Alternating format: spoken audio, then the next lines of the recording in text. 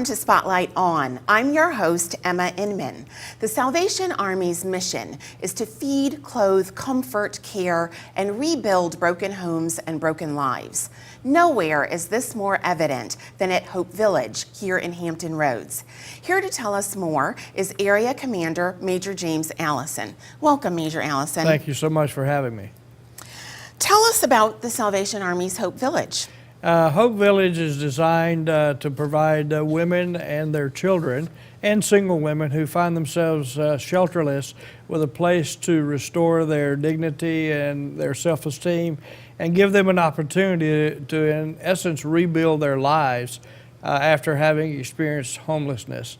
This is done through a systematic program that can last up to 6 months, depending on the person and how quickly they're able to begin to rebuild their lives.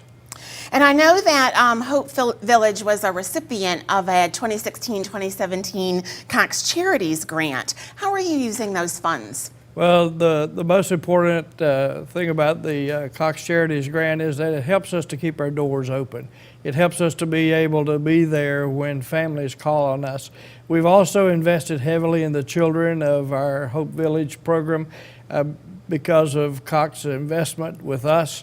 We've been able to take the children on field trips that they normally would not have been able to go on. STEM Summer Camp. STEM Summer Camp, and also we were able to take children to the Salvation Army's own Camp Happy Land in Richardsville, Virginia, where they spent 2 weeks in nature and swimming and doing all those wonderful things you do at summer camp that they might not have otherwise had the opportunity they would not to have do. had. They definitely would not have had the opportunity to do that.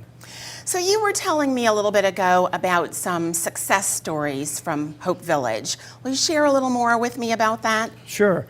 Last summer of 2016, we had a lady check in with us who had become divorced. Husband decided he did not want to be with her anymore and left her with the children, left her with the debt, left her with everything, and all of that eventually came crashing in on her, and she found herself without any place to stay.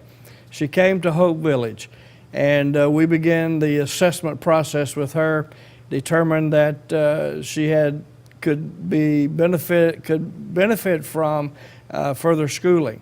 Through a special grant, we were able to provide her with the opportunity to go back to school. And right in the midst of all of this, she discovered she had cervical cancer. Oh, goodness. And but that did not deter her one bit, because she continued to progress. And through the outreach of Hope Village and our partnerships with other agencies and other groups, we were able to get the medical attention she needed so that she could progress in that process. She's now in the process of becoming an office assistant in a physician's office. So a bright future ahead for her. A bright future ahead. That's fantastic. You recently learned about a cut in federal funding for Hope Village. How is this affecting the program, and how can our viewers help you? Yes, we did lose the HUD funding that we had, $250,000, because we did not comply with the rapid rehousing process that the HUD has begun, because we believe that 30 days, 45 days is just not enough for someone to rebuild their lives and have a sustainable future ahead of them.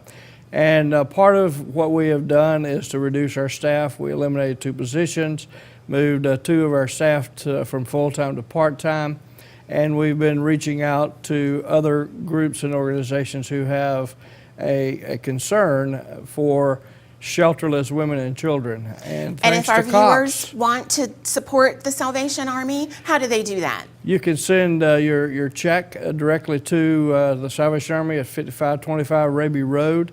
You can call 1-800-SAL-ARMY and make a donation. You can go to our website, salvationarmyhrva.org, and there's a donation opportunity there for you to give online. Well, thank you so much for what you're doing to help women and their families in our community. It's our pleasure. For more information about Hope Village and the Salvation Army, visit their website. For Spotlight On, I'm Emma Inman.